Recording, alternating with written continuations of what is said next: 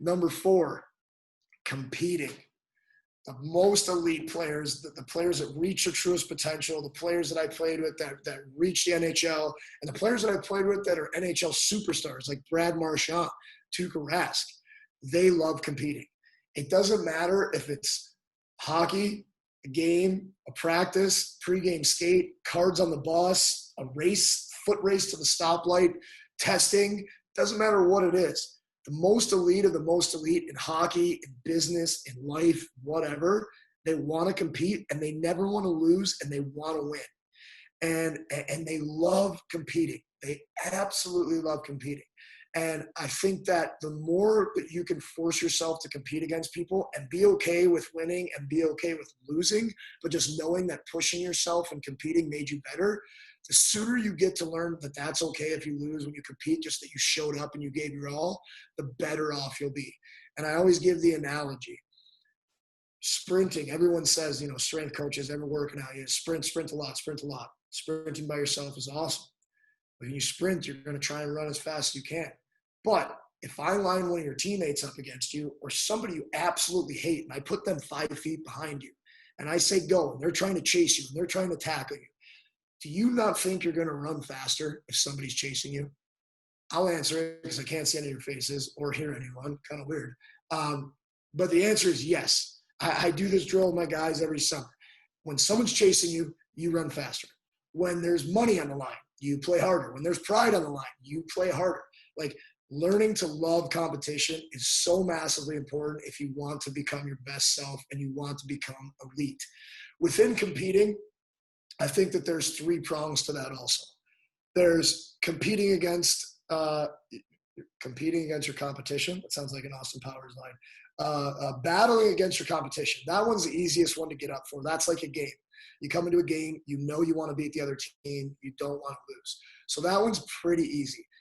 That one comes naturally. You get into that game mode and you want to beat the opposite team because they're not your team or it's one-on-one. You want to beat that opposite guy. That one's pretty easy to get up for. Second prong is competing against your teammates. And the best teams that I ever played on, the best teams that Toph ever played on, the best teams that everyone that I know that play the game of hockey or any other sport are always the teams that love competing against each other in practice. Something that I always tried to bring to practice was that level of wanting to compete, because I learned in juniors where, old school mentality, we used to get in fist fights with each other. I don't like that. I'm happy that's out of the game now. But it came from a place of just wanting to be better, wanting to win, wanting to push my teammates as hard as they could, so they would push me as hard as I could to get better. And we all got better, then the team got better. So finding a way to make practices fun through competition and more intense through competition, I think is one of the most important things you can do as a hockey player or a coach. Something that I love to do is, any drill, I yell out when they'd say, like 3-on-3 down low, coach, what are we playing for? What are we playing for? Right away, I'd say that. What are we playing for? And if you'd be like, I'd be like 20 push-ups or a down and back or lunch, losers buy lunch. So either the coach or on older teams, players, don't be afraid to step up and throw those out there. It doesn't have to be have monetary value. It could be you got losers untie the winner's skates. Losers got to do 20 push-ups. Losers got to pick up pucks. Something that makes you go a little bit harder so that the winning team, when your teammates can kind of chirp them for fun, and the losing team's like, I'll get you tomorrow. I guarantee you the energy in your practice elevates. And if you're going to battle against your brother or against your sister, your teammates in practice, if you're going to battle against them at 100%, it'll be much easier to battle against opponents that you don't like. I promise you that. The last prong to competing is competing against yourself. And that's learning to go back to point 1 and point 2. Everything starts with accountability and reflecting. You have to be honest in your reflection and your accountability. Look at how you played a game and then try and be better. Look at how you did in practice and then try and be better. Tell yourself in practice today.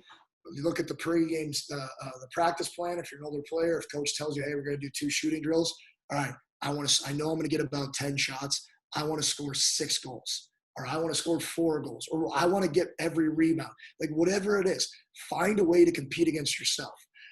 Every day in the gym, I have my guys visualize and focus before we start our lift on the numbers that they want to hit this year.